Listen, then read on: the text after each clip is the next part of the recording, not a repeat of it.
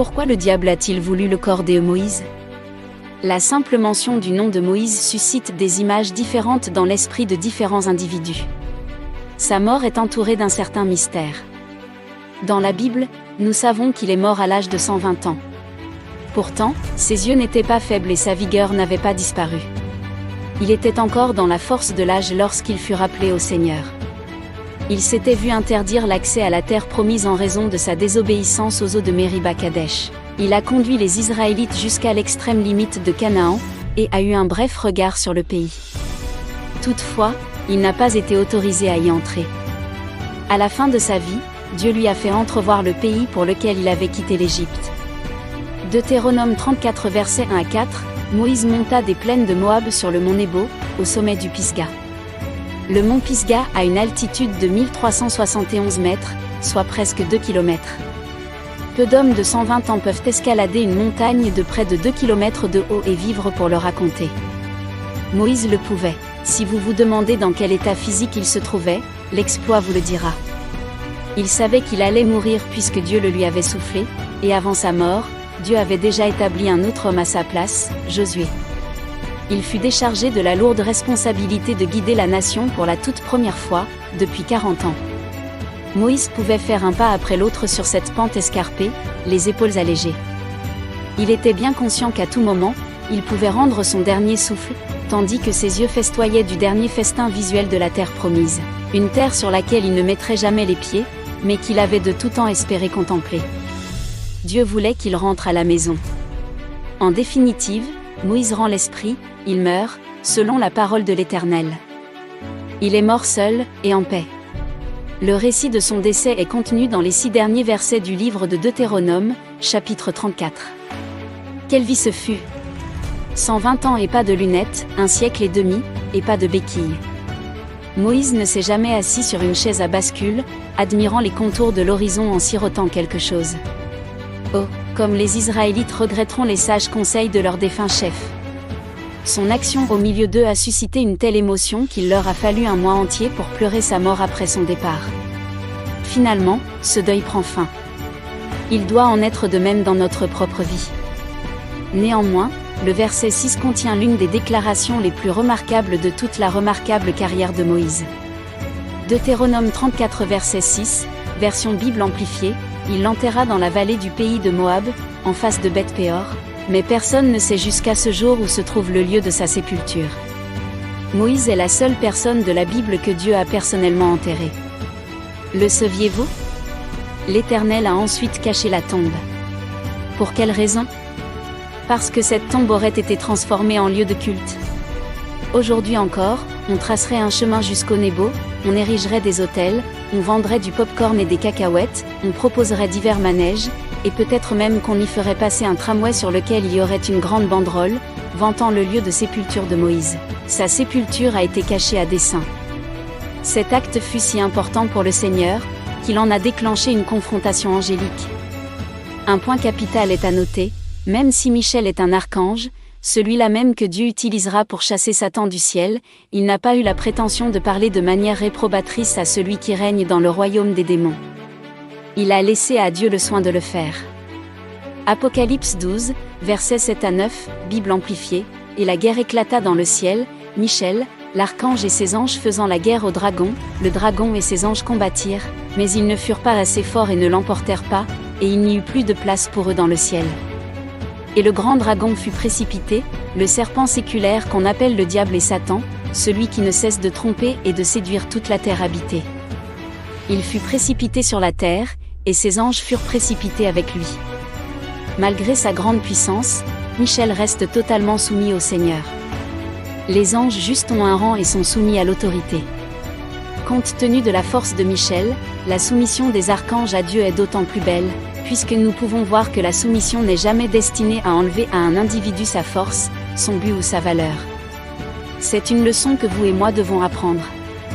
De nombreux chrétiens doivent encore apprendre à s'incliner devant Dieu. Vous et moi, mon ami, sommes des créatures, il est le Créateur. Qu'est-ce qui nous donne le droit de remettre en question ce qu'il fait?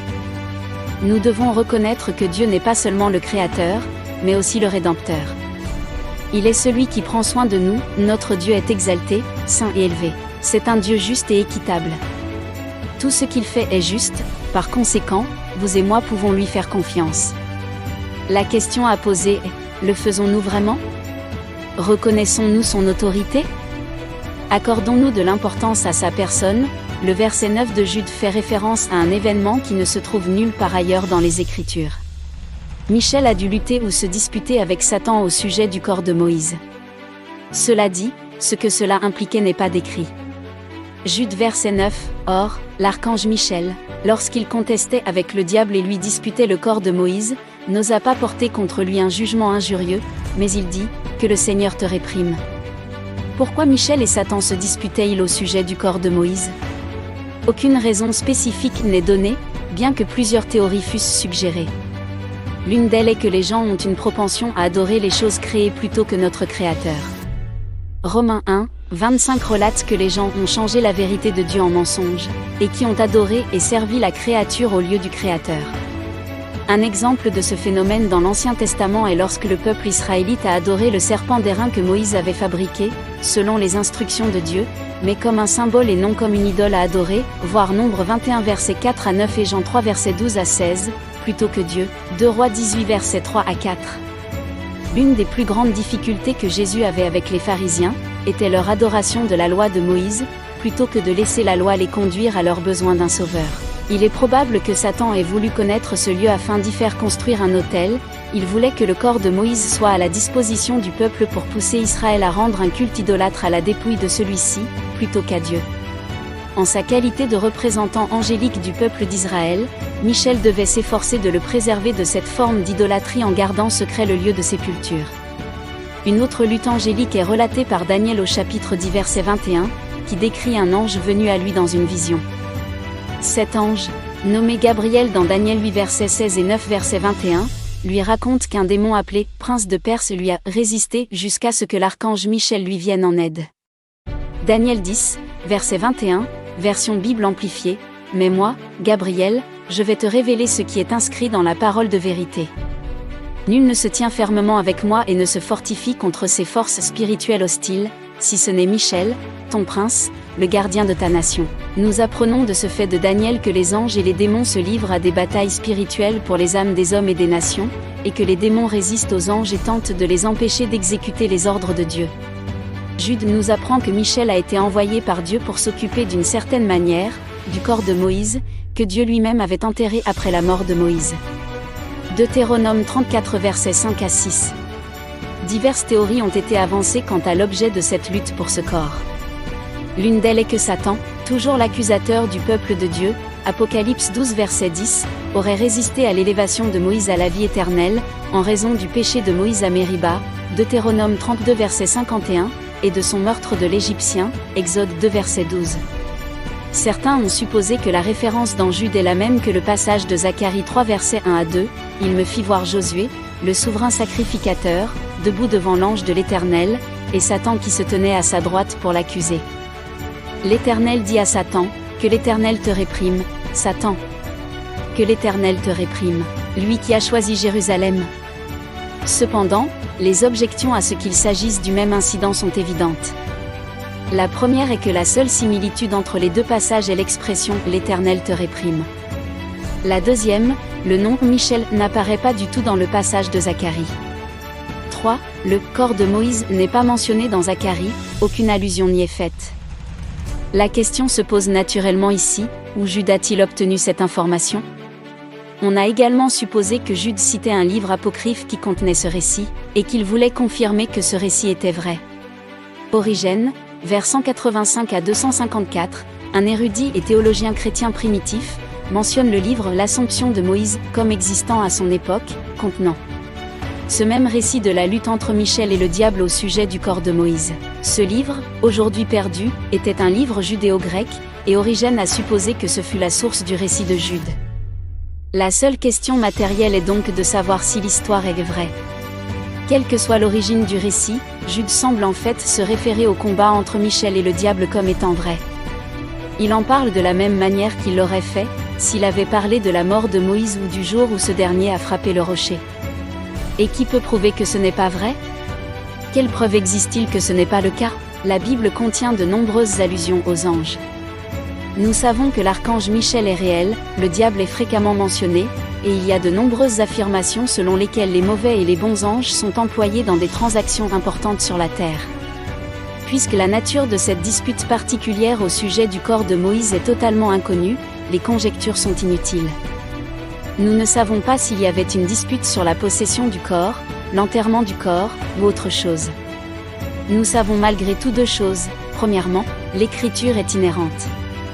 L'inhérence des Écritures est l'un des piliers de la foi chrétienne. En tant que chrétiens, notre objectif est d'approcher l'Écriture avec révérence et dans la prière, et lorsque nous trouvons quelque chose que nous ne comprenons pas, nous prions plus fort. Nous étudions davantage, et, si la réponse nous échappe toujours, nous reconnaissons humblement nos propres limites face à la parole parfaite de Dieu. Deuxièmement, Jude 9 est l'illustration suprême de la manière dont les chrétiens doivent traiter avec Satan et les démons. L'exemple de Michel refusant de prononcer une malédiction sur Satan, devrait être une leçon pour les chrétiens sur la manière de se comporter avec les forces démoniaques. Les croyants ne doivent pas s'adresser à elles, mais plutôt rechercher la puissance d'intervention du Seigneur contre elles.